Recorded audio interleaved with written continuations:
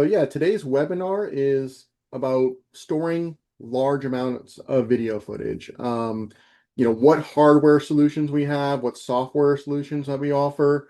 And so today's agenda, we're going to go over why storage is such a big topic. It's always been a big topic in this industry, of course, because you need to retain video, but it's been an increased topic over the last year because there's been a lot more regulations we'll dive into.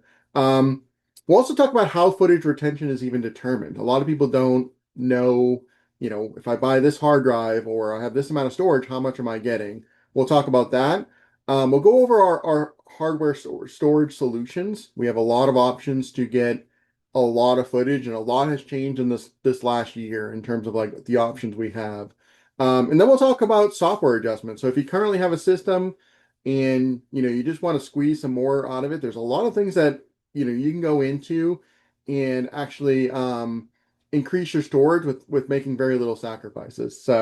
Um, so if you're unfamiliar with SCW, I just want to mention that we're a value-driven company that provides end-to-end security solutions. Whether you're looking for turnkey installation or if you're looking for more of a self-install, we can do free consultations. We got dealer programs for our dealers out there, and what's really brought us to I would say our fame is our world-class support, from both the pre-sale side to the post-sales, making sure that you're taken care of. So feel free to reach out to us anytime for any questions you have. So I want to mention like one of the cool things that in terms of about storage and what we know about it. Last year in 2025, we shipped 24 million gigabytes of storage, which is 24,000 terabytes, or if you've heard of this one, 24 petabytes or so. And so that's about 13.3 million hours of footage out there. Or if you're doing 1080p, it's actually closer to 2,800 days. So you can think back to like when they're building ancient Rome. If they had a camera, we'd still be storing footage. Kind of crazy, but yeah. So we've done a lot of large storage systems. We've done anything from people who need years of footage down to people who need 30 days. It's all within our wheelhouse. So the first section I want to cover as we go into this is the why. Why is this becoming such a larger topic within this industry? Um, and what it comes down to it is there's laws, there's regulations, and then there's needs. And certain industries have minimum retention times. So these minimum retention times can range from 30 days up to a year or sometimes more. And of course, laws get updated all the time, and it's becoming increasingly common for industries to have some minimums be put in place. So I'll give you some examples where minimums occur. And the thing about this is that every state has its own regulations and laws, so it's difficult to kind of list every single one. But you can see that, for example, pharmaceutical, very often it's a requirement to have anywhere between 30 to 90 days of footage, depending on the state.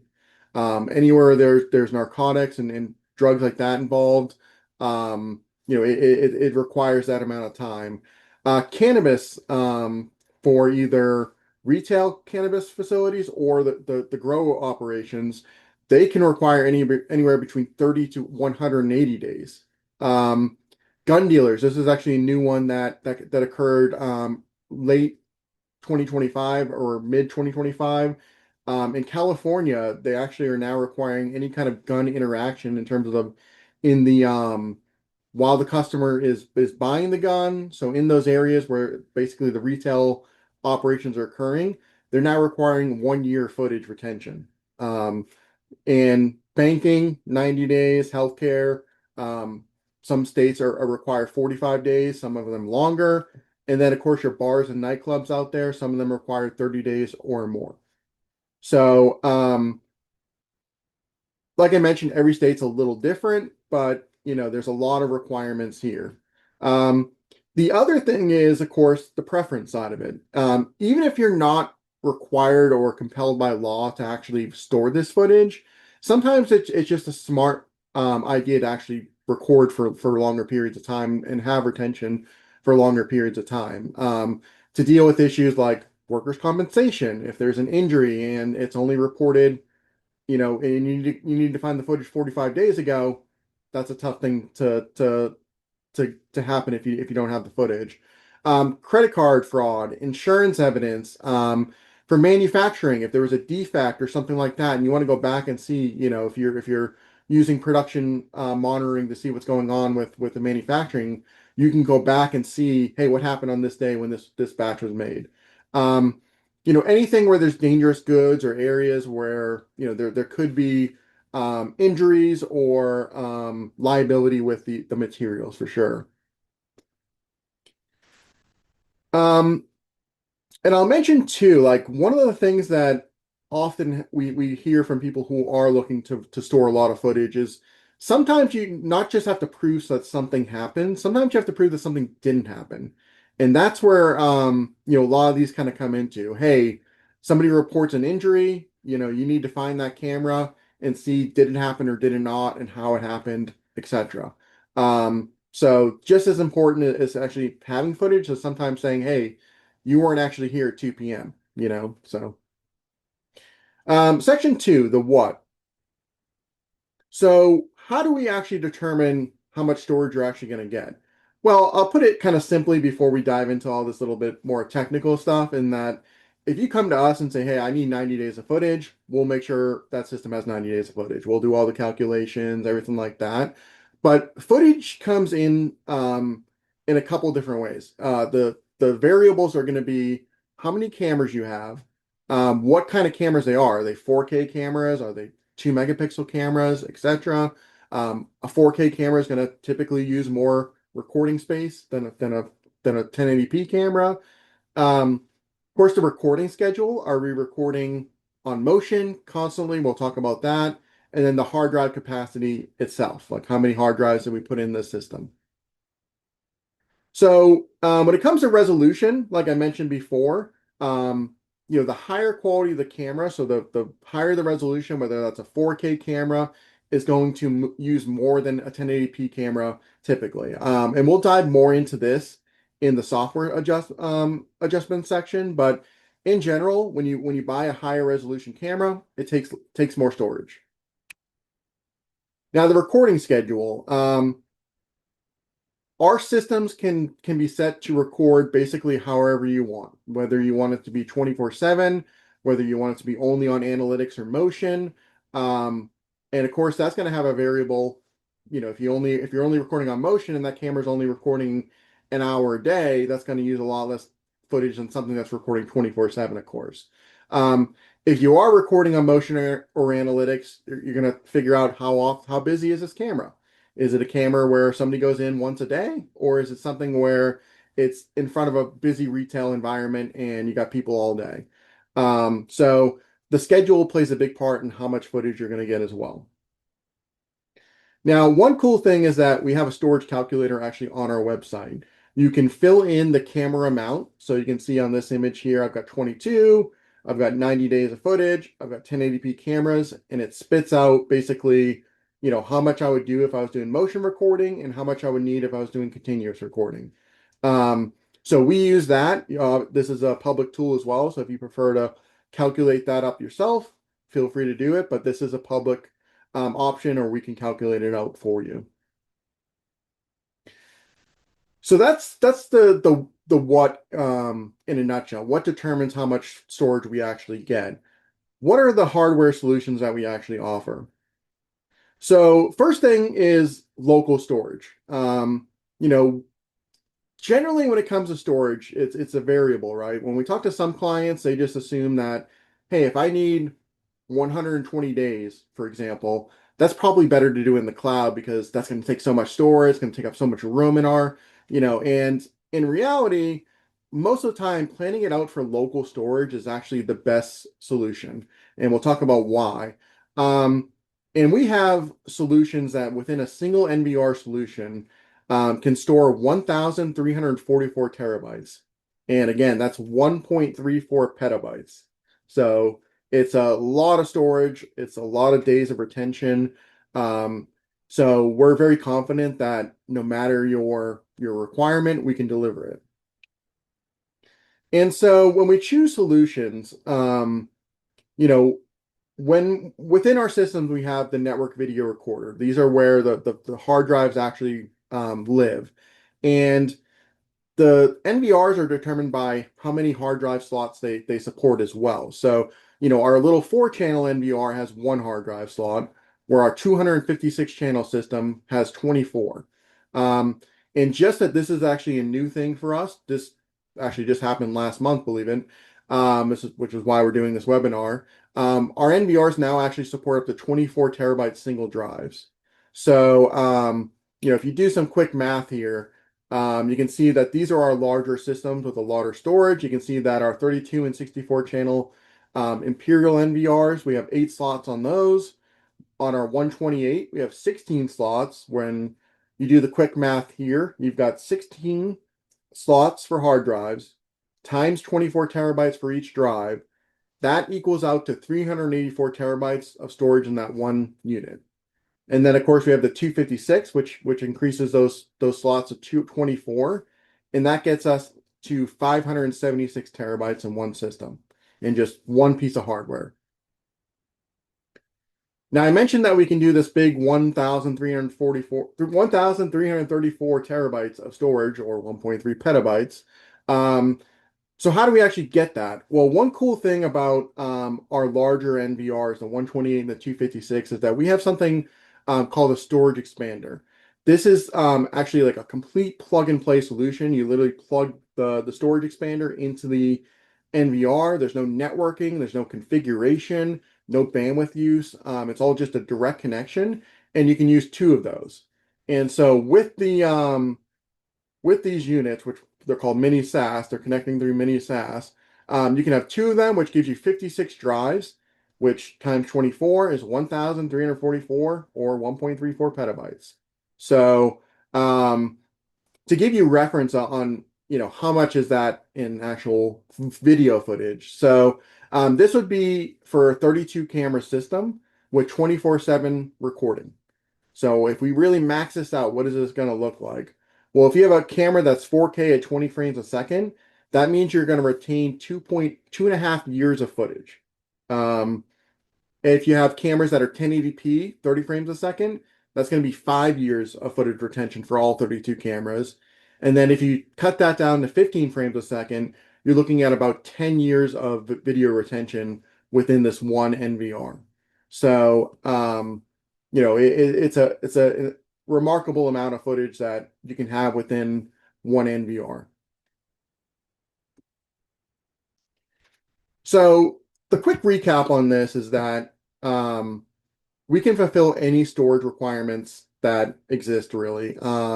You name it, we can build it. Of course, one of the things that comes along with any kind of storage is the larger the amount of storage you need, there's going to be increased cost because you have to buy more hard drives. So obviously we can work with you within your budget, figure out what the best way of accomplishing some of this is. But if you have a regulation that says you need 90 days of constant, we gotta sometimes that's just the price you have to pay, right? So now what about cloud? I think for us right now, we think we're in this kind of stage where there's a lot of different factors, right? There's when it comes to cloud, it's about internet speed. It's about how many cameras you have, the amount of bandwidth it's going to take to send, say, a 4K camera into the cloud. It's going to take quite a bit. And I think because of that, the way we look at things is on a hybrid approach. So we think for like backup, it's definitely a viable option. There's a lot of concern sometimes about the physical safety of a device in the event of, say, a fire or something else, what can happen with that footage. So that's why I think from a backup perspective, it's a solid idea. But as I mentioned, for primary, if that's the only or maybe the main way you're storing video, there are a lot of considerations to consider. A lot of cloud services out there when you are going to be storing video are not going to be storing it at the highest quality. That's something I would definitely factor in if you are looking for cloud footage is, yeah, maybe storing it and you may be paying for storage, but are you actually getting the quality you're expecting out of that camera? So if you have to go back 90 days and you find a piece of footage and it's it's lower quality, is that going to actually, accomplish what you're looking to do with that footage? So do keep that in mind. And then from a cost perspective, this was just a quote that I've gotten recently here. Um, for 90 to retain 90 days of footage for 32 cameras, looking at anywhere between $3,000 to $5,000 per month, depending on, of course, the platform, who's selling it, the settings on the camera. So again, this is assuming decent quality, etc. So that um, total cost of ownership over probably less than a year, you're gonna pay for that in the long run. So local storage is always going to be the better, more cost-effective solution for long term. But we do think cloud has an option for backup, and if you're interested in that, certainly let us know as well. So that brings us to the software adjustment side, and I'll take a minute here because I just went over, I believe, a ton of information, and just ask again for anybody who's just joining now. There is a question section there, so if you have any questions, feel free to put them in now. We'll take a second here to let our brains kind of absorb the information, and I'll let you put in a question if we got one. And then we'll jump into the software adjustment section.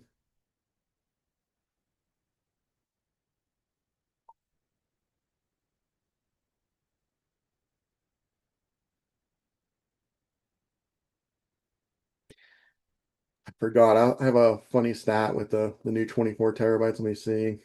I was looking for some cool stats on I asked Perplexity how many seasons of Game of Thrones that amount is, and it was something like 12,000. So that one system I was just geeking out about with the 1.34 petabytes and all that kind of stuff.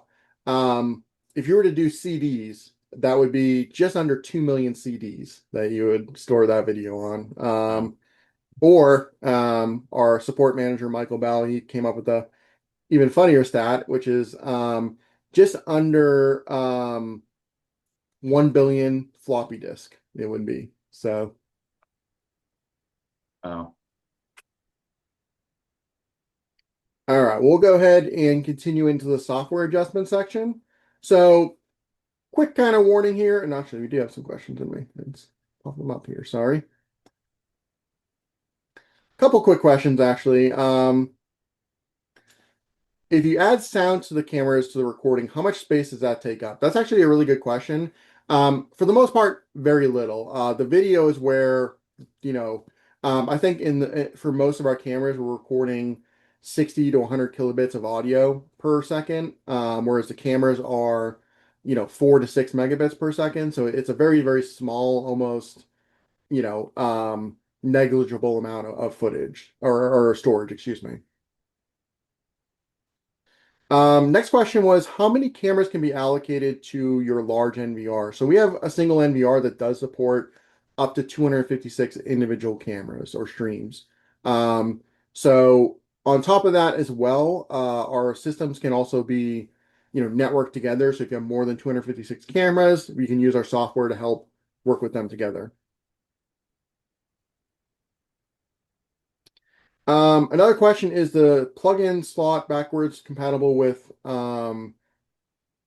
the two slot available NVRs. So those larger storage solutions, so the mini SAS ones, they're only compatible with the larger, the 128 or the 256 at the moment. So that's more of like a enterprise kind of feature.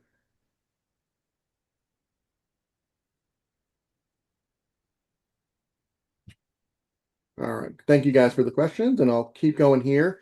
I will kind of put up a warning flag here a little bit. We're going to dive into some even more geeky things when it comes to video and stuff like that.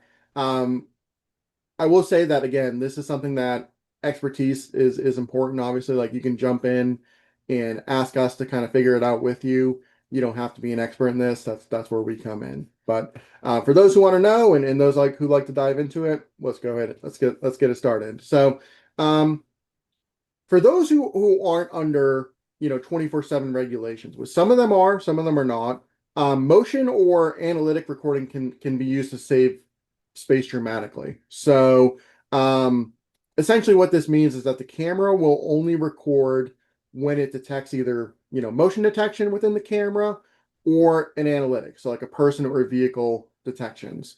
um So you can see that anywhere between 30 to 50% savings. Obviously, this is a hard one to kind of just put a broad number on because I mentioned earlier that you may have a camera that's in a room that nobody goes into but once a day or twice a day, right? And so that camera, if it's set to record on motion, is only going to record a couple minutes a day. So, and then you're going to have some cameras that record, very frequently because it's a busy area. So, this is a case where we look at you from a one-to-one perspective and kind of understand your facility a little bit more to kind of give you a better calculation. One of the concerns that people come in with when it comes to either motion or analytic recording is, well, what happens if first off if it misses something? And that's a decent concern for some of it. But I will mention that both either the motion detection, which is very, very sensitive, or the analytics are both very sensitive on our cameras. And so it's gonna accurately detect people pretty quickly. And the other key point about this is there's also something called a pre and post record buffer. And so what that means is that the camera, once it detects, say, me on the camera, it goes back, and this is adjustable, 10 seconds and grabs the footage before. So if I'm kind of walking up to the camera and as I get closer, it detects me maybe, let's just say 50 feet away. If I'm 75 feet away, it will pull that previous footage there. So there's a lot of safety nets built within that to say.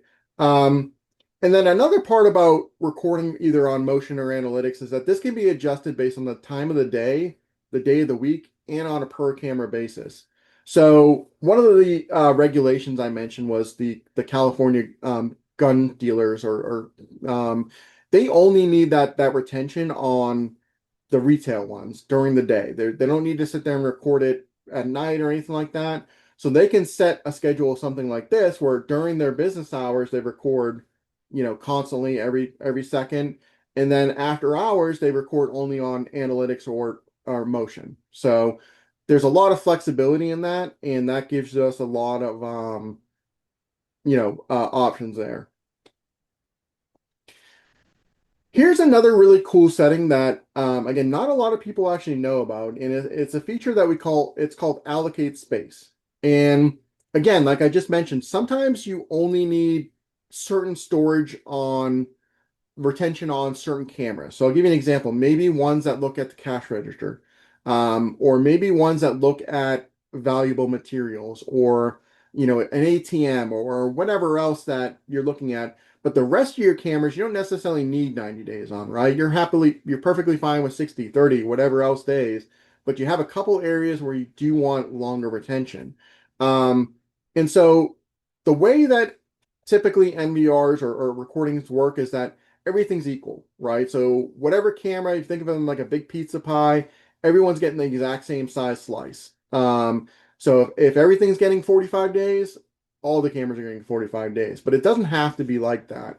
You can actually set within our software um, to allocate space to certain cameras. So if I say, hey, I want this camera to have 90 days of footage, and then the rest of them can kind of can fight over that pizza pie, you can do that. So that allows us to again take more of a chisel approach to the storage rather than just throw, I know it's geeking out about the 1.34 petabytes, but we obviously want to deliver the most cost-effective solution to you. So if there's only you have half your cameras or just a couple cameras that need this feature, we're going to look at this as an option to um,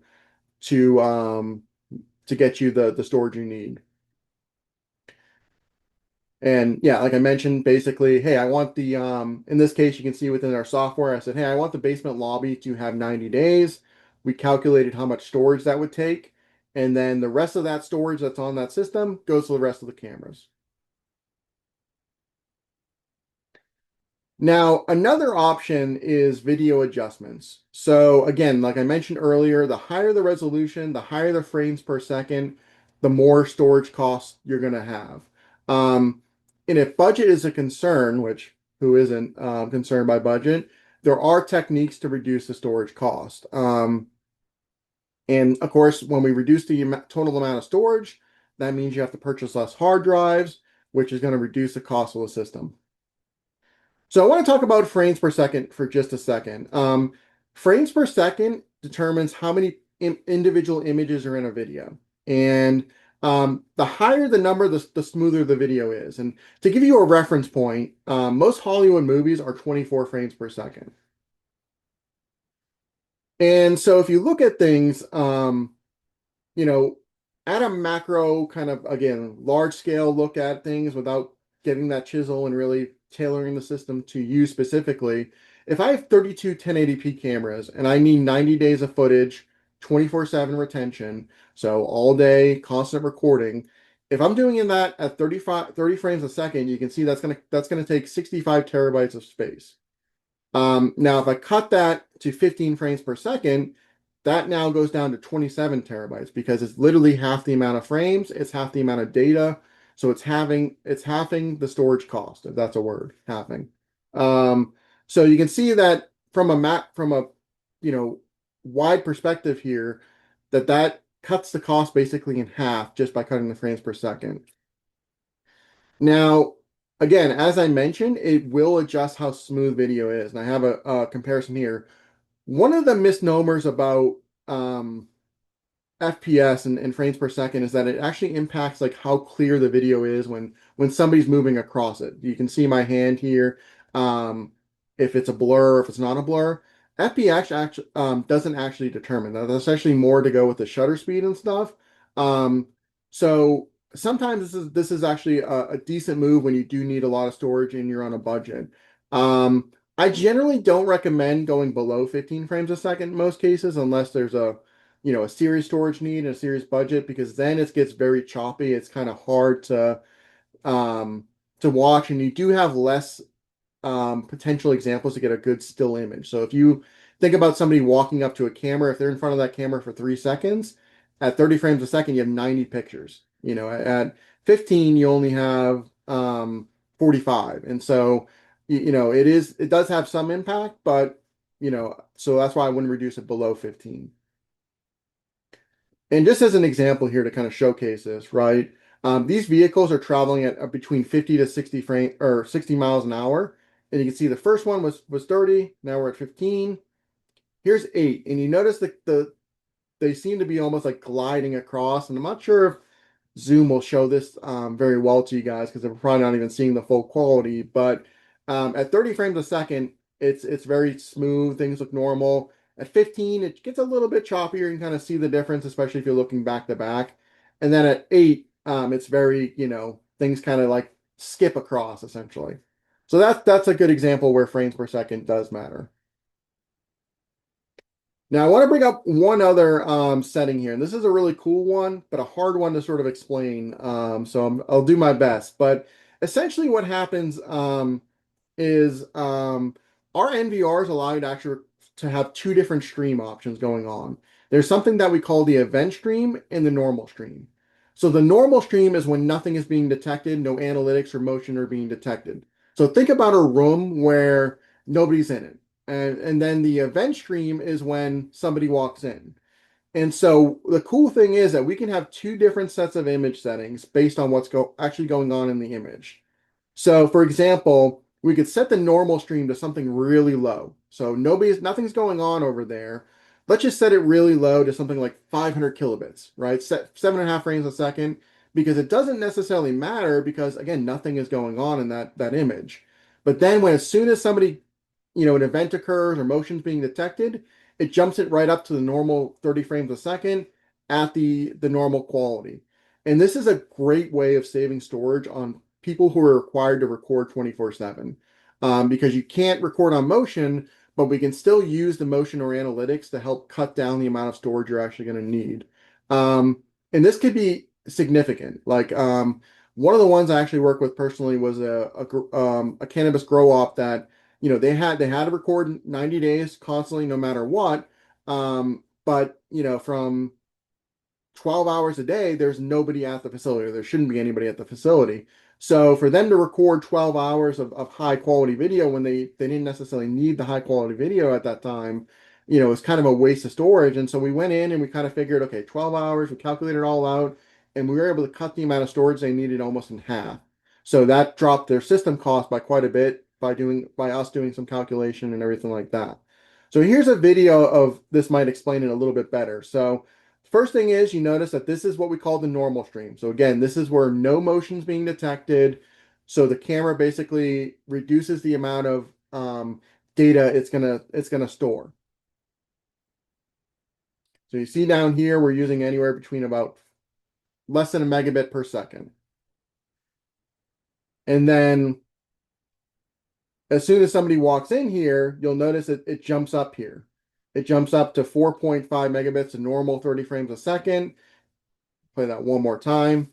And so essentially what this is really great for again is the people who need to record 24/7 who want to take that chisel approach and make sure that they're not going over budget. So this is a great option for that. If you're in that situation, certainly reach out to us. We can help you calculate that out in a more chisel kind of manner. So again, this might all seem Greek to you, frames per second, bit rates, event streams, Greek or maybe geek. This is again where we come in. You let us know the requirements. Let us know about your facility. How busy is it? Do you have 90 days? Do you have to record constantly? And we'll deliver the best, most cost effective solution to meet that requirement. And as we go through that, our support team, so after the sale, we'll make sure that, you work with us to make sure we're actually on path and we're getting the storage you're expected, and that you're meeting those requirements. So, for those who kind of look at that and went, I don't know what he's talking about, don't worry about it. We can make sure we calculate it out for you using all these features that we have. And with that, that kind of ends the webinar so far. In terms of the prepared, I know we have one more question. If anybody else has any other questions, feel free to put them in now here as well. And one of the questions is how much are the hard drives? If it's 3 to 5,000 for cloud storage, and that 3 to 5,000 for cloud storage was per month too. So if we kind of go back to that slide, um, way back. Oops, here it is. That was to retain 90 days for 32 cameras. That was a quote I got, anywhere between 3 to 5,000, depending on who I was speaking to. To give you a really kind of like it depends. The hard drives itself are going to depend, but I can actually bring up a little bit of our calculator here and show that.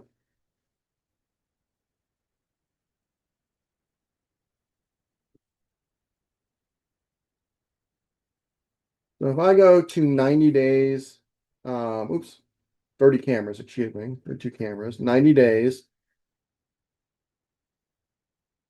We can see that that would be 65 terabytes of storage. And if we go to, I would say, go to our,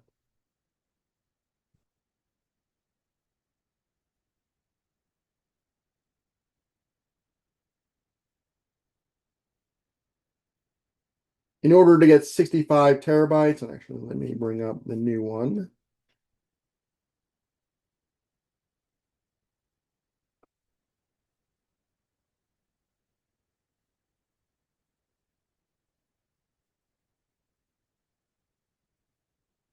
$65, so that's going to be, let me calculate that out real quick.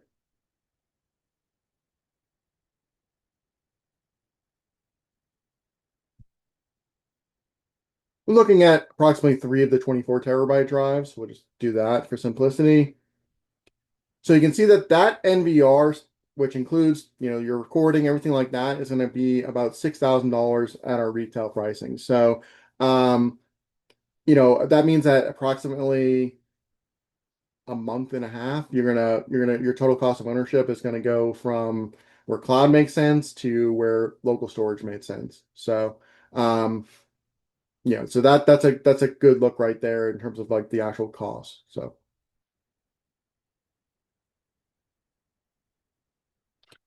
and then another question we had is, the more complicated the video will require more storage. And the answer, yeah, depending on like for example, if we were to do that event stream thing I talked about, where we lower the amount of quality basically when nothing's happening. If you have a camera has constant activity, you're gonna get a lot of, that's not going to necessarily probably save you a lot of space, right? Because there's a ton of activity.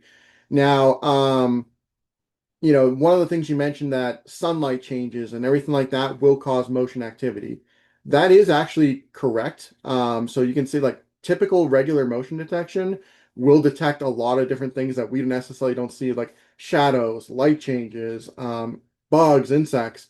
So that's where I recommend our analytics to do that. So that's where it only detects a person or vehicle within it. So that way we kind of ignore that noise. So that's where the analytics really come in.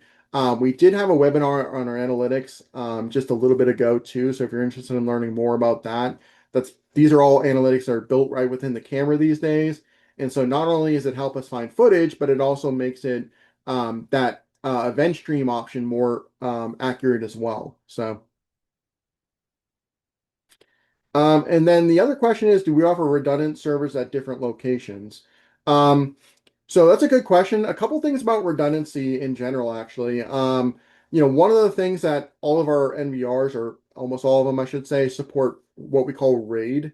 So RAID is the ability to have the hard drives where if you lose a hard drive, you basically won't lose any footage. And so that's something that we would talk about in terms of, hey, if you need 90 days and that's a requirement, we definitely want to make sure we're building in redundancies as well. Now, when it comes to cloud storage, that's definitely part of it too. So if you're looking to do like a offsite backup or whatever, that's where probably a little bit of the hybrid approach. So having local storage for, the majority of it, and then having maybe some retention in the cloud would be the smart thing to do there. But definitely in terms of retention and redundancy, we can build a lot of redundancy within these systems. Dual power supply, RAID, a lot of them are hot swappable, very easy to get to. So, we're whatever when people need that kind of requirement, we want to make sure that you're actually getting it, regardless of if anything goes wrong with a hard drive or anything like that. And you can see kind of what that looks like. This is our 256 channel NVR. The hard drives are actually on slides. So if it's in a rack there, it's very easy to service. You don't have to um, take it out of the rack. You just simply take off the front cover. Everything's hot swappable, so you don't have to turn things off. So there's a lot of what I would consider like mission critical, where if you lose a couple minutes of footage, that's a very big deal. We can build that redundancy in there.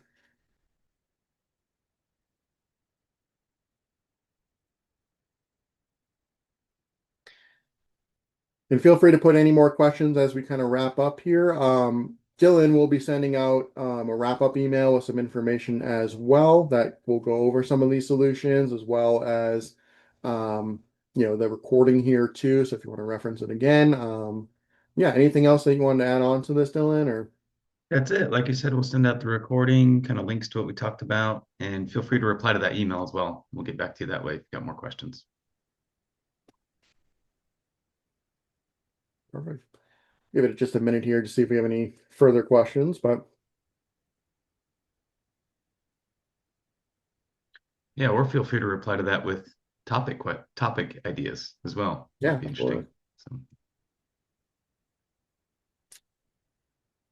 Yeah, if there's any security related um, question that you've had, definitely let us know. If we haven't done a webinar on it, we would love to jump into that.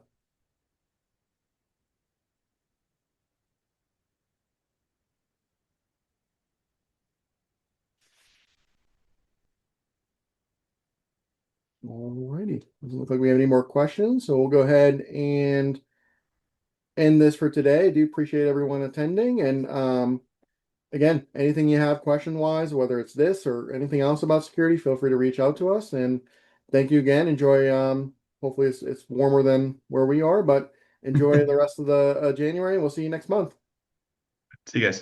See you guys. Thanks, James.